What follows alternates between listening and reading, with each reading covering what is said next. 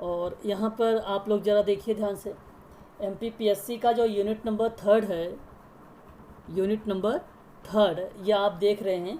मैंने आप लोगों से बताया भी था कि मैंने समुदाय तो पढ़ा चुका था आप लोगों को। अच्छा ये बताइए, पेन दिखाई दे रहा है कलर? थोड़ा डार्क ले लेता हूँ। हाँ हाँ चलो। तो आपने देखा होगा यहाँ पर देखो, समुदाय के बारे में मैंने ग्रामीण समुदाय के बारे में बता चुका हूँ आप लोगों से, है ना? बता चुका हूँ कि नहीं बता चुका हूँ बताइए। अच्छा ये प्रश्न भी बनाए गए हैं ग्रामीण समुदाय को लेकर।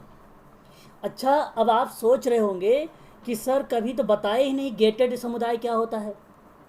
आपके मन में ये भी विचार आ सकता है, क्योंकि अगर आप लोगों ने ज्वाइन किया होगा कल वाला क्वेश्चन पेपर में, तो वहाँ पर गेटेड समुदाय लिखा हुआ था, है ना? तो आप एक बात मैं आप सबको बता दूँ, ये जो गेटेड समुदाय और लिटिल कम्युनिटी के बारे में जो बात होती है, या स्मॉल कम्युनिटी का, स्मॉल कम्युनिटी में उसका नाम आता है और क्या नाम है, ऑर्नेस्ट का नाम आता है, ठीक है? ऑर्नेस्ट का नाम आता है, लिटिल द स्मॉल कम्युनिटी में, ठीक है, उसका नाम आता है। तो आपको मैं बता दूं कि इन लोगों की अवधारणाएं थी, कुछ कॉन्सेप्ट था इन लोगों का, इन लोगों ने अपने अपने विचार प्रकट किए हैं, ठीक है? ये चीज़ें हैं यहाँ पर, ठीक है? इन्होंने कोई अलग से एक्सप्लेन नहीं किया है कम्युनिटी के बारे में, ठीक है? आप लोग 2020 का प्रश्न पत्र कल कर रहे थे, सॉरी 2019 का जून का प्रश्न पत्र कर रहे थे, तो आप लोगों ने देखा भी होगा ऐसे में, है ना? चलिए देखिए, मैं कोई ज्वाइन हो रहे हैं, मैं इनको ज्वाइन करता हूँ। मेरी आवाज़ क्लियर है? एक बार बताइए जरा। हाँ ठीक है।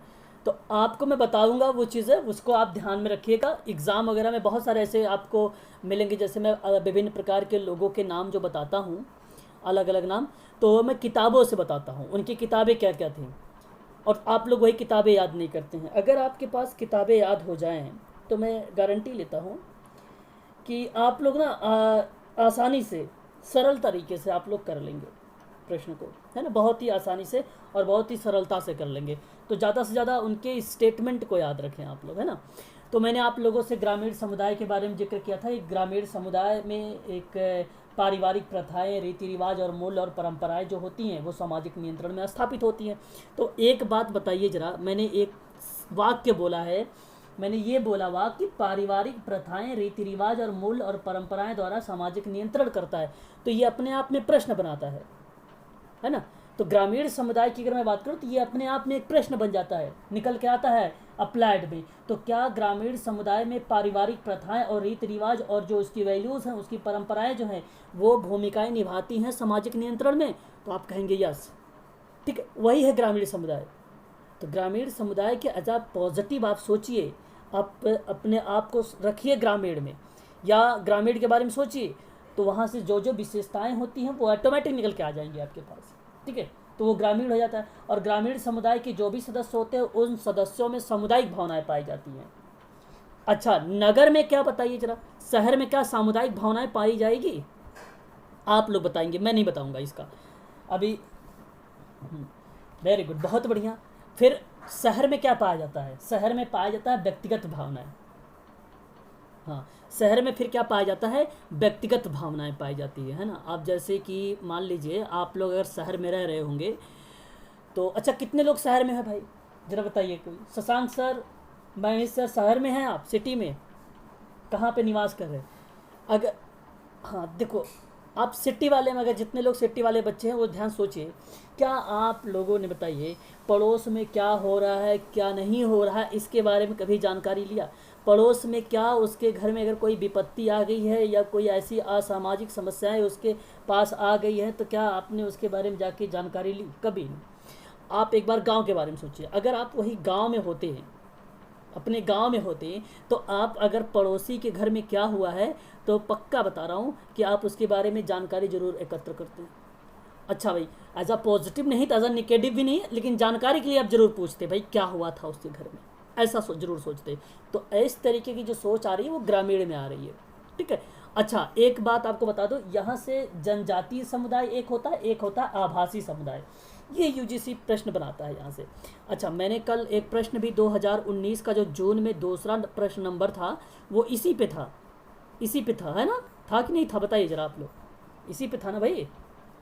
एक प्रश्न मैंने करवाया है, इसी पे था, जो कि एग्ज़ाम में प्रश्न बनकर आते हैं, पूछे जाते हैं। हाँ पूछिए, कोई डाउट साथ पूछ रहे हैं आप? आभासी समुदाय, आभासी, हाँ बस बस बस उसी पे आ रहा हूँ। अब हमारा जो टॉपिक है इन्हीं दोनों पर है, जनजातीय समुदाय और आभासी समुदाय पर ही, है ना।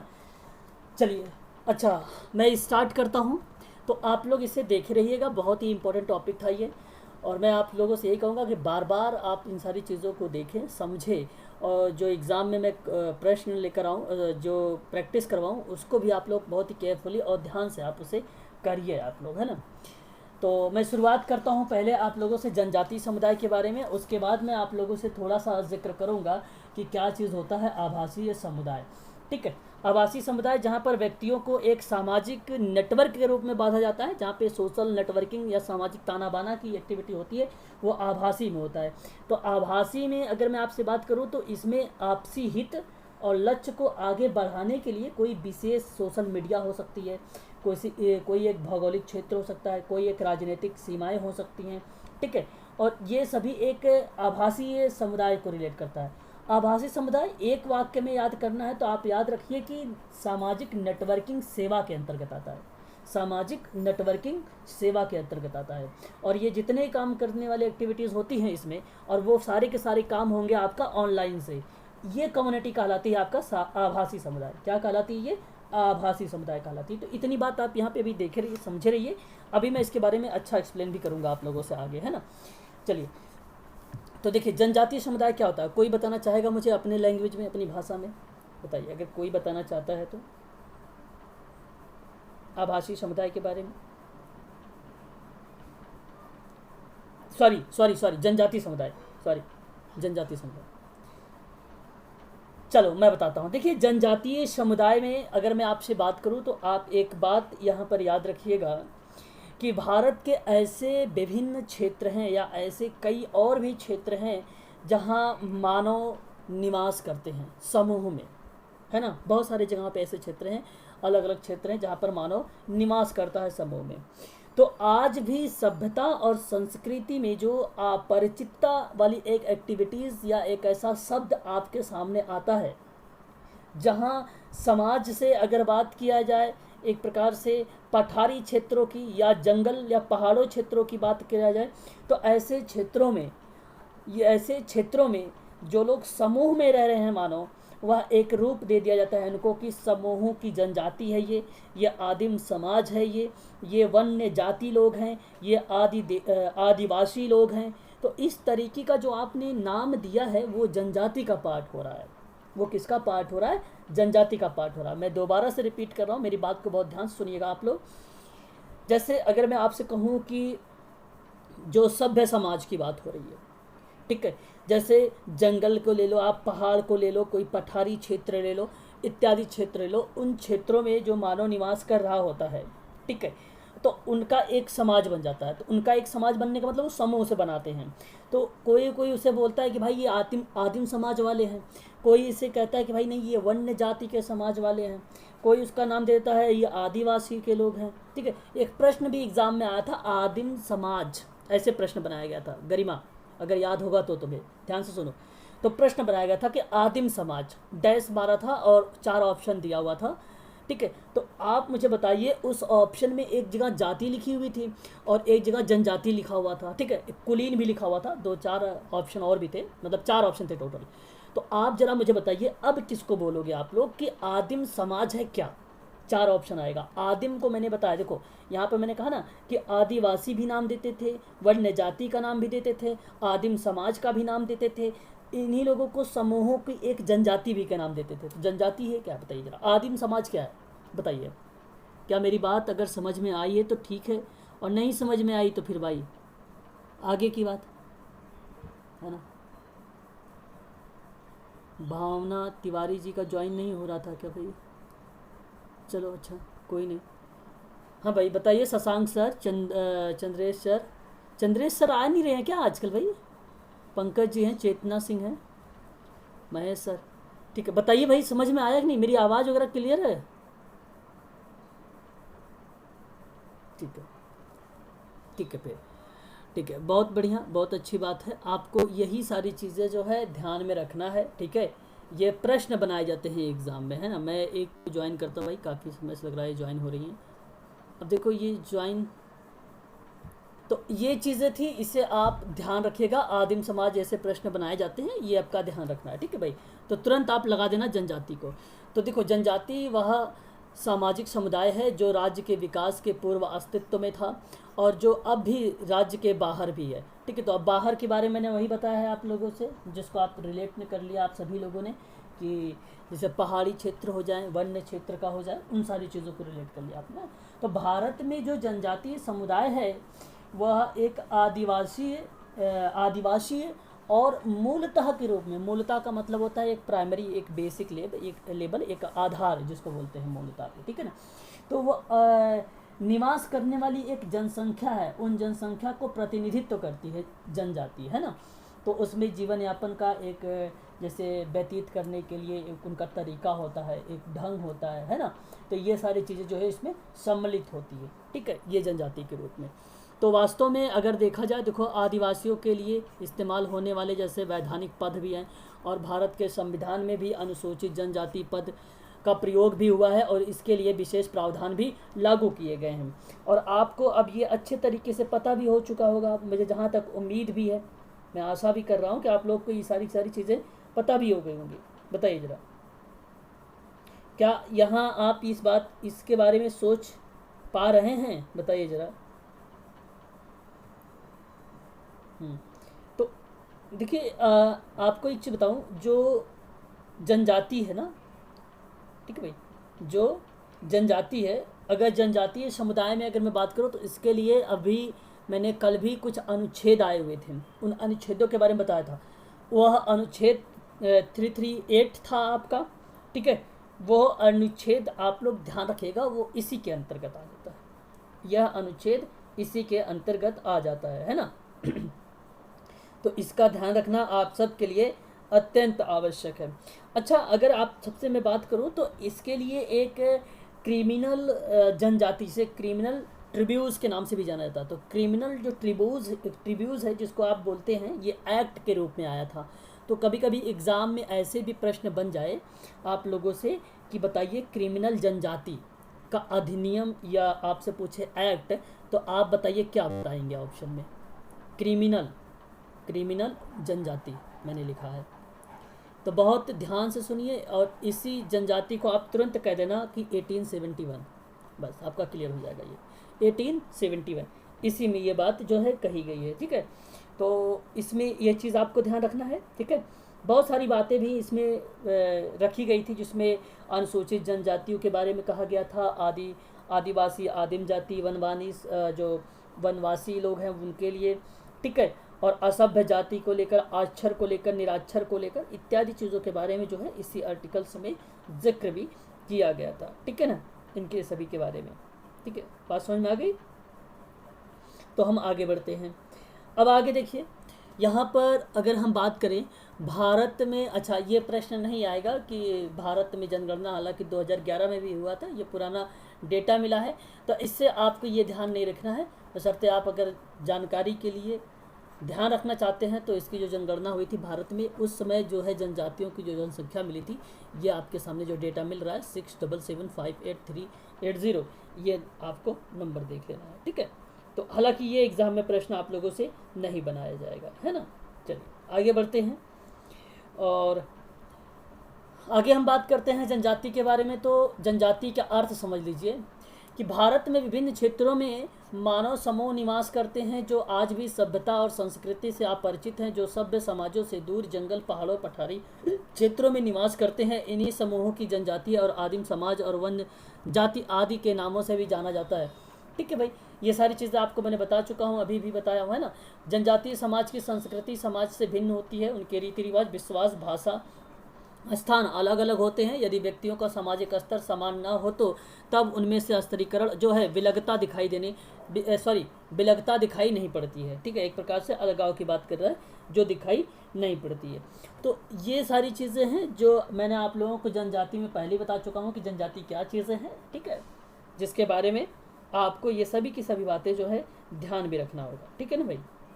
तो इतनी बातें आप लोग को ध्यान रखना है। चलिए मैं आगे बढ़ता हूँ। इसी में आपको जैसे सभ्यता या संस्कृति हो, उन सारी चीज़ों के साथ साथ पहाड़ी क्षेत्र हो या जंगली क्षेत्र हो, उन्हीं क्षेत्रों में कुछ लोग जो है उन्हें समूह की जनजाति बोलते हैं, आदिम समाज बोलते हैं, वन्य जाति और आदिवासी बोलते हैं।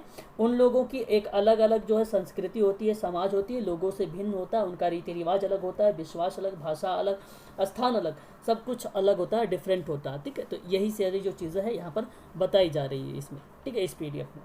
ठीक है, आगे हम बात कर लेते हैं जनजाति की परिभाषा के बारे में। थोड़ा सा देख लीजिए, परिभाषा से आपको ईजिली समझ में आ जाएगा कि किसने क्या बोला है।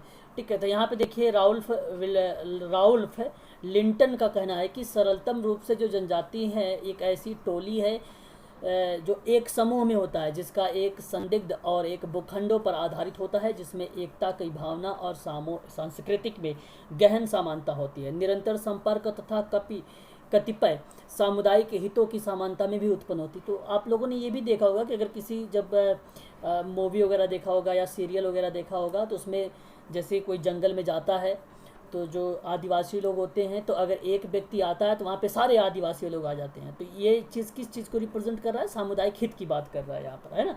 तो आप समझ सकते हैं कि सामुदायिक भावना जो पाई जा रही है वो उसमें भी पाई जाती है, जनजातीय समुदाय में भी पाई जाती है। क्लियर हो रहा है कि नहीं क्लियर हो रहा है मेरी बात? बताइए ज़रा, स्पष्ट करिए। तो ये चीज़ें आपको ध्यान में रखना है। ठीक है, चलिए आगे हम बात कर लेते हैं मजुमदार के अकॉर्डिंग। मजुमदार ने कहा कि कोई जनजाति परिवारों का एक ऐसा समूह है जिसका एक समान नाम होता है और जिसके सदस्य एक निश्चित भूभाग पर निवास करते हैं तथा विवाह व्यवसाय के संबंध में कुछ निषेधात्मकताओं का पालन करते हैं, जिन्होंने आदान प्रदान संबंध में पारस्परिक कर्तव्य विषयक और निश्चित व्यवस्था का विकास कर लिया होता है। इनका कहने का मतलब ये है कि कोई जनजाति परिवारों का एक ऐसा समूह भी हो सकता है, ठीक है, जिसका एक समान नाम है। ठीक है भाई, अब उसमें उनका जैसे मैंने बताया भी था आप लोगों के समुदाय की परिभाषा के आधार पर कि भाई एक निश्चित भूभौगोलिक क्षेत्र पर होता है, उसे ही हम क्या नाम देते हैं? समुदाय का नाम देते हैं। तो उसी ठीक उसी तरीके से आप जो है जनजातीय समुदाय को भी ये नाम दे सकते हैं। तो समुदाय का यहाँ पर अगर मैं बात करूँ, इसका मतलब जो बनता है मजुमदार के अकॉर्डिंग, कहते हैं सामाजिक जीवन का एक जटिल स्वरूप भी हो सकता है, ठीक है, जिसके अनेक मानव प्राणी जो है उसमें सम्मिलित होता है। तो इसमें कोई भी व्यक्ति शामिल हो सकता है, क्योंकि उसने निश्चित भूभाग दिया है, ठीक है। तो उस निश्चित भूभाग में कोई भी हो सकता है, ठीक है। ज़रूरी नहीं कि बस वही आदिम जो है आदिवासी लोग ही रहे, है ना, ऐसा कुछ भी नहीं यहाँ पर ऐसा रिलेट करवाया है।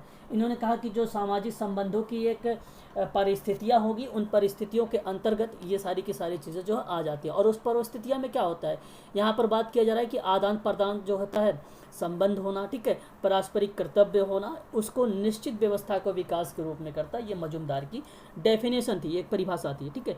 तो आप ये जो है यहाँ पे सिर्फ समझ लीजिए आप लोग, इससे एग्ज़ाम में आप लोगों से प्रश्न नहीं पूछे जाएंगे कि इसकी परिभाषा किस विद्वान ने या किन्होंने की है इसकी परिभाषा, या बताइए परिभाषा। इस तरीके से एग्ज़ाम में प्रश्न नहीं पूछेगा।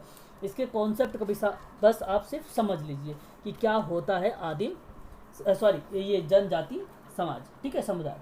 तो ये आपको यहाँ पे समझना है, ठीक है भाई। आगे हम बात कर लेते हैं, परिभाषा को छोड़ते हैं। परिभाषा आप लोग देख लेना, और इसे परिभाषा से आप समझ गए होंगे, क्लियर हो गया होगा, है ना। तो परिभाषा से इतना ज़्यादा डीप में जाने की ज़रूरत नहीं है आप लोगों को। आगे हम बात कर लेते हैं, अब यही जनजाति का कुछ विशेषताएं होती हैं, ठीक है भाई। एक चीज़ आप ध्यान रखना, भारतीय संविधान में इन्हीं अनुसूचित जनजाति भी कहा गया है। भारतीय संविधान में किसे अनुसूचित जनजाति कहा गया है? तो आप ध्यान रखना, यही जनजाति वाले को लिया गया यहाँ पर, ठीक है।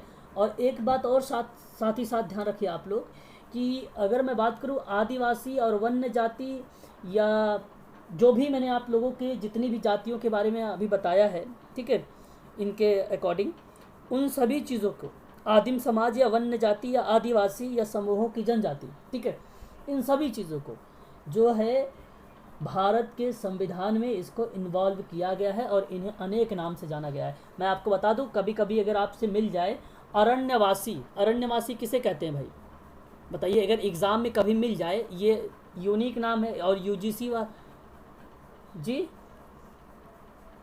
जंगल में निवास करने वाले, ठीक है भाई, ठीक है। तो ये जो कभी कभी आपको ये सारा शब्द देख रहे हैं अरण्यवासी है, तो ये भी एक प्रकार से आपको बताऊं, ये शब्द जो है जनजाति को रिलेट कर रहा है, ठीक है। ये भी शब्द जो है जनजाति को ही रिलेट कर रहा है। और अगर मैं आपसे कहूँ गिरिजन किसको कहते हैं, बताइए ज़रा। गिरिजन, हाँ वेरी गुड, शाबाश। तो ये इनके नाम हैं। तो ये सारे के सारे चीज़ है ना, आप इजीली समझ सकते हो। ऐसे ही तुरंत आप एग्ज़ाम, जैसे अब प्रश्न आता है ना आदिम समाज, तो बच्चे बड़े कंफ्यूज हो गए हैं। 2020 का प्रश्न था ये, और बच्चे ने एक जाति को लगा के चले आए।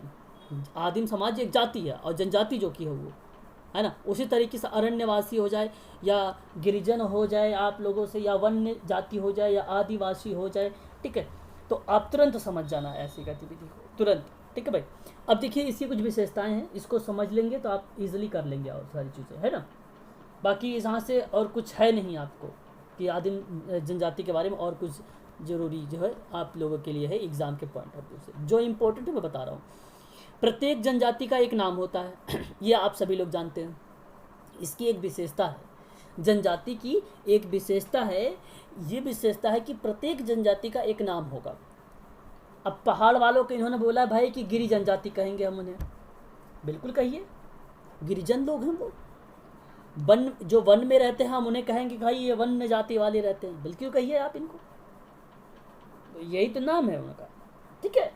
आदिम जाति, वन्य जाति, आदिवासी, ये सारे के सारे। तो ये बहुत ही इजी था, पहला पॉइंट विशेषता को बताता है। अच्छा ये देखो सामान्य भूभाग, भाई हम समुदाय पढ़ ही रहे हैं, समुदाय का पार्ट ही वही है। और समुदाय सीधे सीधे बात में कहता है कि एक निश्चित भूभाग होना ही चाहिए, भौगोलिक क्षेत्र होना ही चाहिए। तो आप उसका जो संबंध है एक निश्चित भूभाग से होता है, और उस निश्चित भूभाग में निवास करते हैं, वही सामुदायिक भावना विकास होती है। तो यहाँ पर भी वही होती है, तो सिमिलर वही चीज़ है, ठीक है। तो यहाँ पर ये भी चीज़ें जो है सिमिलर वहाँ पे है ना। चलिए इनको भी मैं ज्वाइन कर लेता हूँ एक बार, चलो ठीक है। तो ये चीज़ें आपको समझ में आ गई होगी। और एक बात और ध्यान सुन लीजिए कि जनजाति परिवारों का समूह होता है, भाई बिल्कुल होता है। देखो इजी है कि नहीं, मैं क्या इसमें ज़्यादा समय बिताऊँ। जनजाति परिवारों का समूह होगा कि नहीं होगा, सिंपल बात है, होना चाहिए और होगा। ये अप्लाइड टाइप के बनेंगे प्रश्न, ठीक है। कुछ परिवारों से मिलकर एक नातेदारी समूह का भी निर्माण होता है इसमें, है ना। नातेदारी समूहों का एक अंत संबंध के आधार पर भी इन जनजाति समूह का विकसित होता है, तो एक प्रकार से भी होता है। सामान्य भाषा भी होती है, ठीक है, एक सामान्य भाषा होती है। एक सामान्य भाषा होने का मतलब ये हुआ कि वो अपने विचारों को जो आदान प्रदान करते हैं या भावों का या विचारों का, तो वो एक प्रकार का क्या कहलाता है, वो सामान्य भाषा के अंतर्गत आ जाता है। तो वो सामान्य भाषा जो है वो आपका सामुदायिक जनजातीय समुदाय के अंतर्गत आ जाएगा, जनजातीय ओके। तो जनचंद्रेश जी ज्वाइन होने चाह रहे हैं, तो एक मिनट, कहाँ यहाँ पे तो अभी आ भी नहीं रहे हैं चंद्रेश जी। तो शिक्षा का अभाव होता है, बात तो ये सत्य है जनजातीय समुदाय में, इसमें कोई दो राय नहीं है ना। अंतर्विवाह, देखो अंतःविवाह कितने लोग जानते हैं भाई जनजातीय समुदाय में अंतर्विवाह के बारे में, बताइए। अच्छा विवाह का आप लोगों की ना एक क्लास तो है ही है, इसमें प्रोवाइड मैं करूँगा ही करूँगा, ठीक है ठीक है। एक मिनट, आ गए हैं शायद वो, मैं ज्वाइन कर लेता हूँ चंद्रेश जी को। चलिए एक बार जरा मुझे बता दीजिए आप लोग कि अंतरजातीय विवाह क्या होता है, बोलिए, कोई बता सकता है?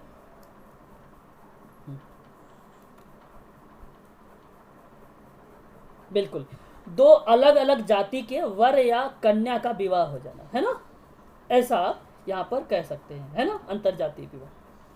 तो अंतरजातीय विवाह भी थोड़ा सा इम्पोर्टेंट हो जाता है, और मैं आपको बता दूं ये अनुसूचित जाति, अनुसूचित जनजाति, पिछड़े वर्ग और सामान्य वर्ग में ये जो है प्रचलित भी है ना, ये चीज़ें हैं।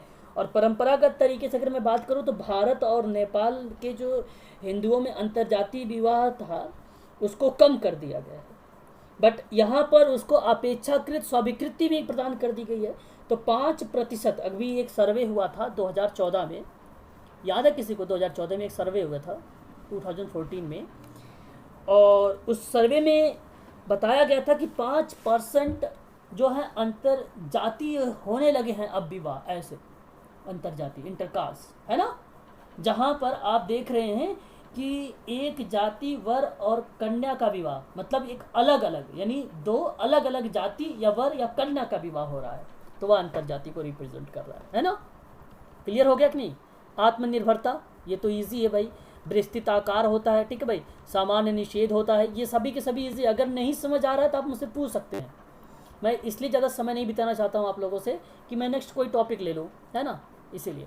जनजाति परिवारों का समूह, देखो ये इजी है, पीडीएफ आप पढ़ेंगे तो सारे के सारे जहाँ से प्रश्न बनने वाले थे, 2-3 टाइप के प्रश्न बनने वाले थे, मैंने आपको बता दिया, वही चीज़ आपको ध्यान रखना था बस। बाकी यहाँ से कुछ प्रश्न नहीं आने वाले हैं आपको।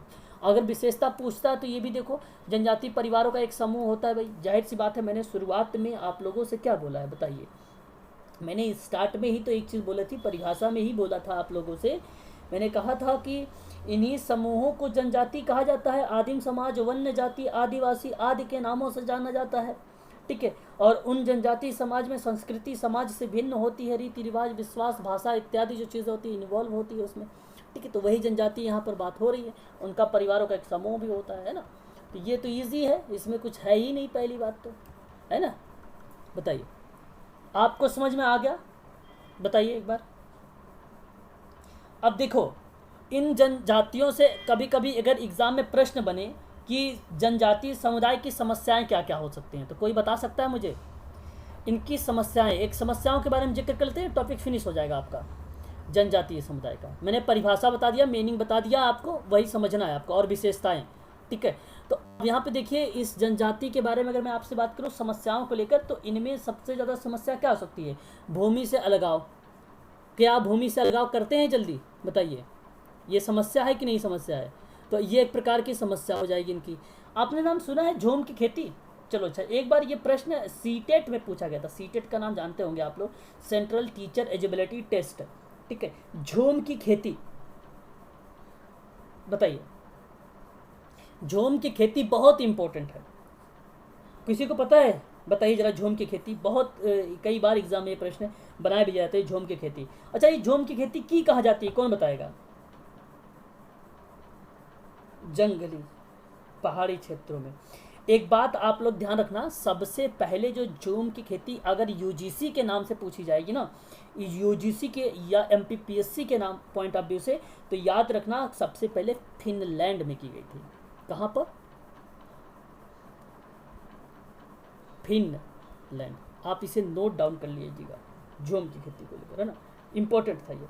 अच्छा, एक बात और आप लोग मुझे बताइए, तो फिर इंडिया में अगर मैं बात कर रहा हूँ भारत के लेकर, भारत में पूर्वोत्तर पहाड़ी क्षेत्र में, किसी ने बोला अभी शायद मुझे कि पहाड़ी क्षेत्रों में, तो जो पूर्वी पहाड़ी क्षेत्र होते हैं जहाँ पर आदिम जातियों के द्वारा की जाने वाली इस प्रकार की खेती को ही हम क्या बोलते हैं? झूम की खेती बोलते हैं। और कहीं कहीं एग्जाम में ये भी मिल जाता है इसको हस्तांतरणशील कृषि, और शायद ये यूजीसी में भी पूछा भी गया है एक बार, झूम की खेती को लेकर, हस्तांतरण खेती। और जानते हैं आप लोग इसको कैसे किया जाता है? ये इसको पता कैसे किया जाता है? पहले वृक्षों को, वनस्पतियों को काट दिया जाता है, फिर उन्हें जला दिया जाता है। मेरी बात को ध्यान सुनिए, यही सारे ऑप्शन में लिखे होते हैं कि काट दिया जाता है, जला दिया जाता है। अगर यही नहीं पता होगा तो फिर आप नहीं कर पाएंगे। तो झूम की खेती में आप ध्यान रखना कि इसमें वृक्षों को या वनस्पतियों को पहले उसे काट दिया जाता है, फिर उसके बाद उसे जला दिया जाता है, ठीक है। और फिर उसके बाद साफ की गई भूमि के उसके पुराने उपकरणों कर, ठीक है, जैसे जो पुराने उपकरण है, जैसे हल हो सकता है, आपने नाम सुना होगा हल वगैरह का, कुदाल वगैरह, फालवा वगैरह का नाम सुना होगा, इत्यादि के माध्यम से उसकी खुदाई जुताई वगैरह करते शुरू कर देते हैं वो लोग, और इससे क्या करते हैं, वो अपना जो फसल होता है तैयार करते हैं। तो ये झूम की खेती होती है, ठीक है भाई, बात समझ में आ रही नहीं? हाँ, अगर समझ में आ रही बहुत अच्छी बात है। अच्छा, आगे अगर मैं एक बात करूँ तो झूम की खेती अगर बेसिकली अगर मैं बात करूँ आप लोगों को, तो बताइए जरा ये होती कहाँ पर है, किस जगह सबसे ज़्यादा फेमस है? ये नाम सुना है मध्य प्रदेश या छत्तीसगढ़ में? कहाँ सबसे ज़्यादा होती है बताइए, मध्य प्रदेश या छत्तीसगढ़? कौन बताएगा? एमपी। और भी कोई? आप लोग बोलते नहीं हो भाई, ये अच्छे अच्छे प्रश्न हैं, आप लोगों ने शायद सुना भी होगा इन सब के बारे में।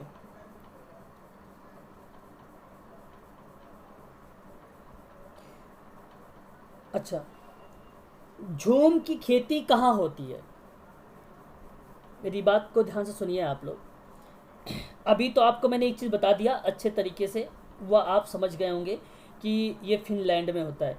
होता तो वो कई जगह पर भी है भाई, है ना, श्रीलंका में भी होता है, ठीक है, लद्दाख में भी होता है, ठीक है भाई, मेपला में भी होता है, ठीक है। अब आप जितने पूर्वी क्षेत्र आएंगे, पूर्वी क्षेत्र एग्जाम में जब कभी प्रश्न आए तो आप मैप सोच लेना, मैप, ठीक है भाई, मैप सोच लेना, और जितने इन पूर्वी क्षेत्र की बात होगी, इन पूर्वी क्षेत्र के बारे में बात होगा, आप यहाँ से क्या कर लेना, निकाल लेना कि ठीक है कि यहाँ पर जो है होती है खेती, झूम की खेती, ठीक है। प्रचलित राज्यों की अगर मैं बात करूँ तो सबसे पहले जो है एक जैसे इन्होंने कहा, किसी ने साथ अभी मुझे बताया भी है कि भाई अरुणाचल प्रदेश, अरुणाचल प्रदेश बताया है कि मध्य प्रदेश, चलो ठीक है, ध्यान सुनिए, छत्तीसगढ़ या मध्य प्रदेश, या आपको बता रहा था मैं अरुणाचल प्रदेश, मेरी बात को ध्यान सुनिए। झूम की खेती जो प्रचलित है सबसे ज़्यादा वो आंध्र प्रदेश में। अब पूर्वी क्षेत्र आंध्र प्रदेश तो इस साइड भी है, यहाँ पर भी है, तो इसका मतलब ये नहीं है कि यहाँ पर नहीं है भाई, ये पूर्व, यहाँ की अगर पॉइंट आप बीच से देखा जाए तो ये पूर्व पड़ेगा, ठीक है। वर्ल्ड का मैप देखेंगे तो श्रीलंका में भी होता है ये, ठीक है, श्रीलंका में भी होता है, चेंग एक जगह वहाँ पर होता है, नागालैंड में भी होता है, यहाँ पर भी होता है। आगे की बात करो तो मिजोरम में भी होता है, मेघालय भी होता है, त्रिपुरा में भी होता है, मणिपुर में भी होता है, ठीक है। पूर्वी क्षेत्र कहाँ है, पूर्वी क्षेत्र यही है ना, पूर्वी क्षेत्र यही बोलते हैं ना हम इसको, ये पश्चिमी क्षेत्र है, ये उत्तरी क्षेत्र है, ये दक्षिणी क्षेत्र, दक्षिणी क्षेत्र में भी होता है ना, ये चीज़ भी ध्यान रखना होता है, ठीक है।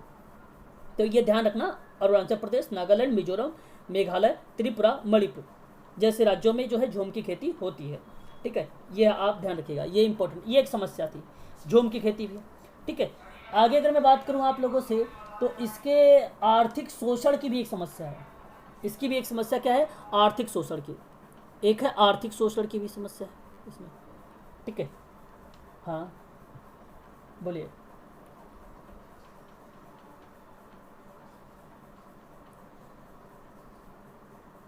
देखो झूम की खेती के तो नाम तो ऐसे बहुत सारे नाम हैं, विभिन्न प्रकार के लोगों ने अलग अलग अपने अपने नामों से भी उन्होंने अपने अपने नाम जो है दिया है अलग अलग देशों में, ठीक है। जैसे श्रीलंका में चेंगा का नाम देते हैं इसको, है ना, और इंडोनेशिया में एक लद्दाख होता है, ठीक है, इस तरीके का नाम होता है। ऐसा कुछ प्रश्न नहीं पूछा जाएगा, झूम की खेती सिर्फ इंडिया से पूछा जाएगा, ये प्रश्न बनता है।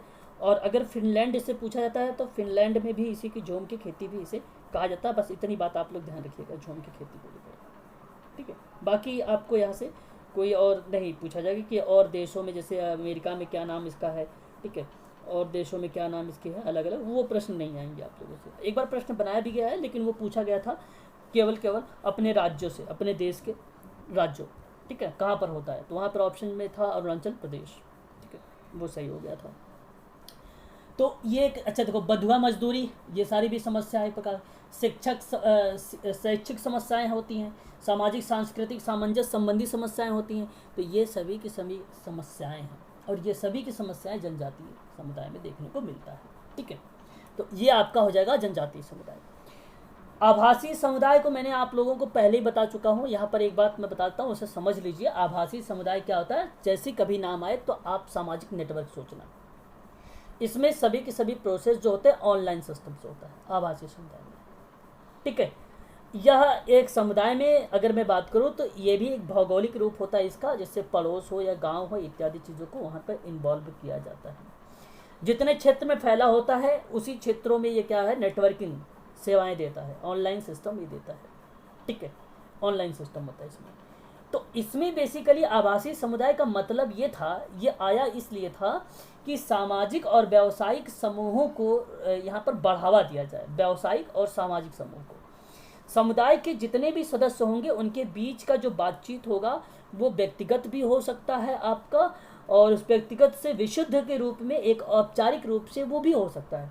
तो ऐसे में वहाँ पर डिफरेंस भी पाया गया था, भिन्नता भी पाई गई थी। तो जैसे ईमेल के माध्यम से अगर ऐसी कोई एक्टिविटी हो रही तो ये भी एक प्रकार का आभासी समुदाय हो जाएगा, क्योंकि ऑनलाइन सिस्टम चल रहा है यहाँ पर, है ना। तो यह एक आपका आभासी समुदाय हो जाएगा। अब आभासी समुदाय ऑनलाइन चैट रूम के रूप में भी जाना जाता है। आभासी समुदाय को इंटरनेट एक संदेश बोर्ड के रूप में भी जाना जाता है। आभासी समुदाय को सामाजिक नेटवर्क सेवाओं के रूप में भी जाना जाता है। तो ये आप नेटवर्क ऑनलाइन दो शब्द याद रखिए, आभासी समुदाय याद हो जाएगा आपका, ठीक है।